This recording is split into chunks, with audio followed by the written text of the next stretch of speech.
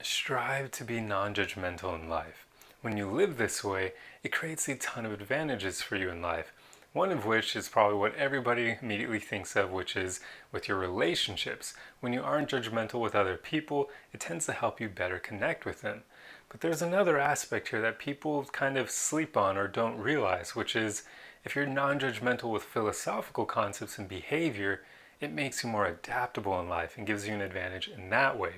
So in this video, I want to talk about both of these benefits to being non-judgmental. So to jump right into it, the first thing I'll talk about, of course, is the relationship aspect, because that side tends to be the bigger advantage in life. So as we tend to know, if you're non-judgmental with other people, you'll be able to connect with them on a deeper level, because nobody likes that judgmental energy. Nobody likes being judged.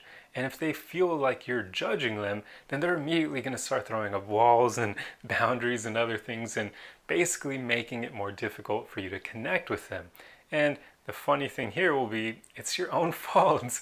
You were coming off judgmental, so you made them close up. So striving to be non-judgmental will make it so that you can basically kind of like take a sledgehammer to people's walls and just break them down so that you can better connect with who people are on the inside on a deeper level.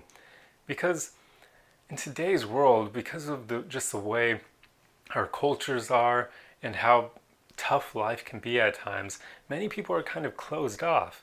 So if you come across non-judging to them, it's going to be refreshing. They're going to love that. In fact, it'll make them be more real and authentic with you. And with that, people will open up to you. They'll be honest about their true feelings. And they may even tell some of their secrets to you.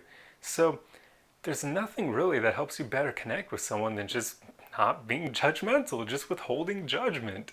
I mean, I can't tell you how often on dates with women, they just open up to me in incredibly beautiful ways because I don't judge them. I just don't see a point in it. All of us are human beings. All of us have made mistakes in the past. We all have regrets. And I just don't see any point in judging them, because if I were to do that, then surely they could turn it around on me and judge me for my past as well. So what's the point?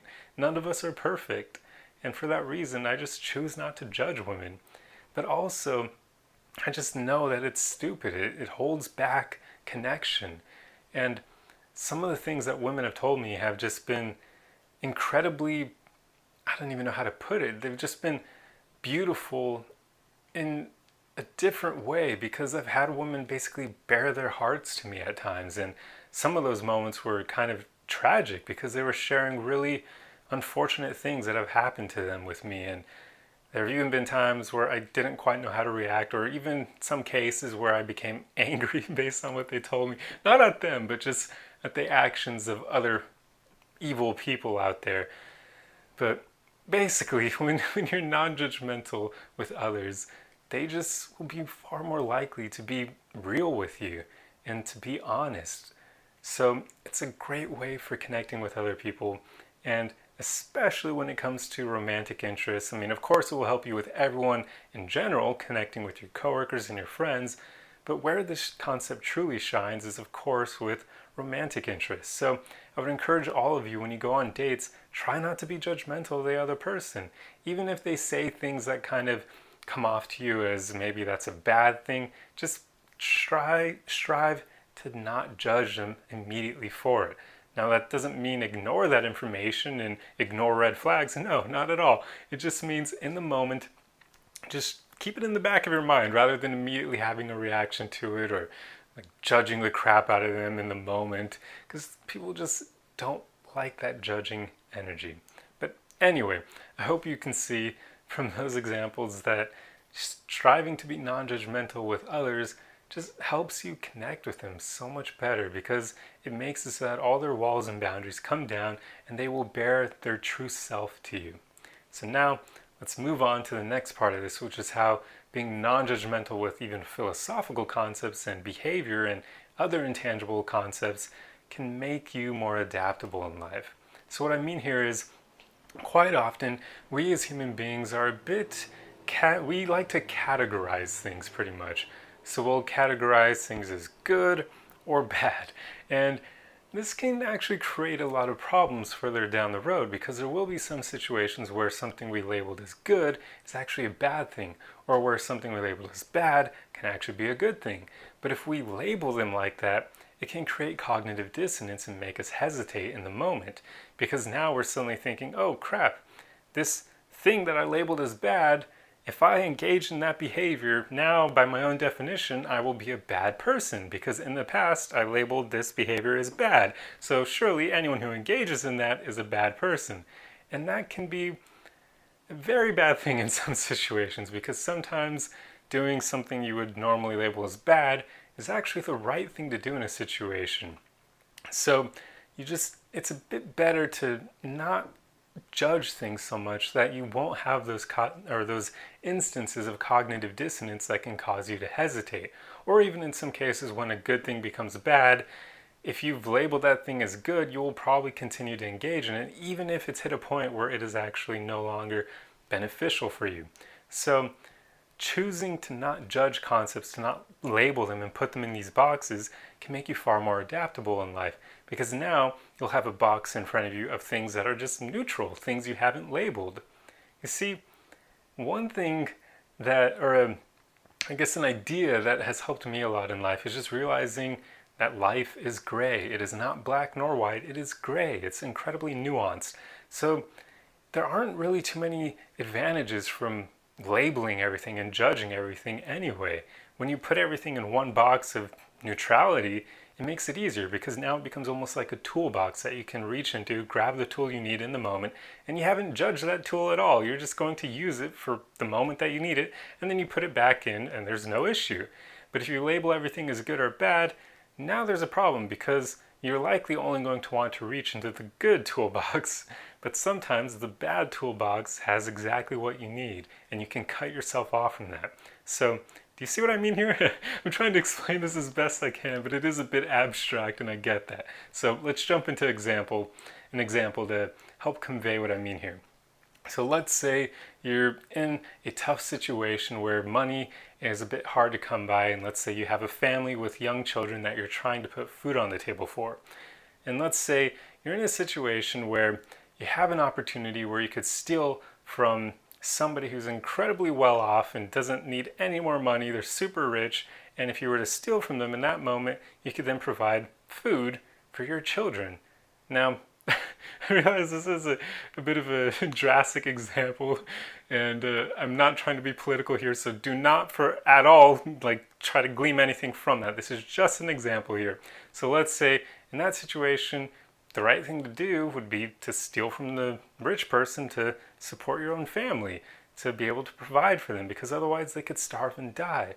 Now in that situation, stealing is something that almost all of us label as bad, and rightly so, but in this situation, it may be the right thing for you to do. So ignore the fact that that was a bit of an extreme example, but I just hope that that conveys my point a bit better, where sometimes in life, bad things can be the right thing to do. Another example would be just when it comes to protecting yourself and the people you care about. That can sometimes mean that you need to engage in self-defense, and that could mean potentially hurting somebody else to protect yourself and the people you care about. Well, most people would say that hurting others is a bad thing. So yet again, in this situation, they could deeply shoot themselves in the foot with that ideology, because if self-defense, if hurting somebody else is the right thing to do to protect yourself or the people you care about, well, if you've gone the pacifist route and you think that all violence is bad, well then now that other person could horribly hurt you, and maybe even worse than that. And if you don't have this neutrality box in front of you, then you're going to affect your own ability to protect yourself and the people you care about. So life is just very nuanced. It's not helpful to label and judge everything, because there's just so many situations where things kind of break down if you have that good or bad mentality. It doesn't hold up in every situation, and there will be times in life where occasionally you may need to grab something out of that bad toolbox and use it, but since you labeled it as bad, you're going to get that cognitive dissonance, and you likely will hesitate or just not want to engage in that at all. It's kind of like an example for those of you who watch Netflix series. It's like in Daredevil, when he wants to kill, what's that guy's name? Uh, Lynch, the Kingpin. There we go, the Kingpin, the mob boss, this bad guy. And yet in Daredevil's Christian ideology, killing people is bad. But the problem is, allowing Kingpin to continue living means that he gets to kill and harm so many other people in their city.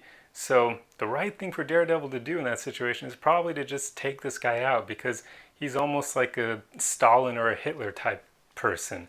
There are evil people out there, and Daredevil, with his ideology, just chooses to use the conventional justice route of getting this guy thrown in jail. But since this guy has so many connections, he ends up being able to manipulate things even from within jail, and then he's able to get out of jail and just cause a bunch of problems and put even more lives in danger and kill many other people.